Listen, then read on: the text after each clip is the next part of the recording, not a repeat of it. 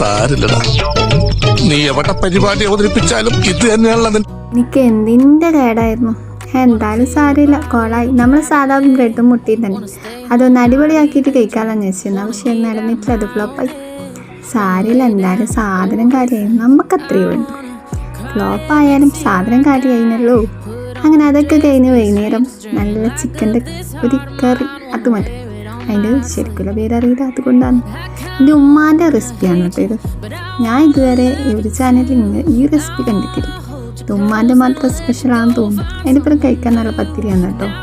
അപ്പോൾ ഉണ്ടാക്കാൻ വേണ്ടിയിട്ട് ആദ്യം ഇഞ്ചി, വെളുത്തുള്ളി, പച്ചമുളക്, ഉള്ളി, തക്കാളി ഇതെല്ലാം ഇട്ടിട്ടൊന്ന് വാട്ടിയെടുക്കാം.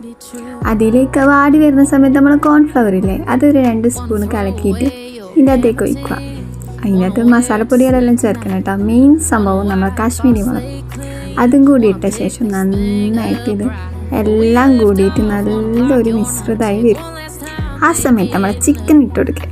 ചിക്കനാണല്ലോ താരം. അപ്പോൾ പൊരിച്ച ചിക്കൻ അതിൻ്റെ അകത്തേക്ക് തട്ടിയ ശേഷം ഇതെല്ലാം കൂടി ഒന്ന് ഇളക്കിയെടുത്താൽ നല്ല അടിപൊളി, നല്ല ടേസ്റ്റ് കേട്ടോ. പറയുന്നു, വെറുതെ പറഞ്ഞാൽ നല്ല ടേസ്റ്റ്.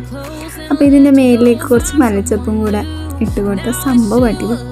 അപ്പോൾ ചാനൽ ഇഷ്ടപ്പെട്ടൊന്ന് സബ്സ്ക്രൈബ് ചെയ്യും, ലൈക്കും ഒക്കെ ചെയ്തേക്കട്ടോ. അപ്പോൾ ബൈ.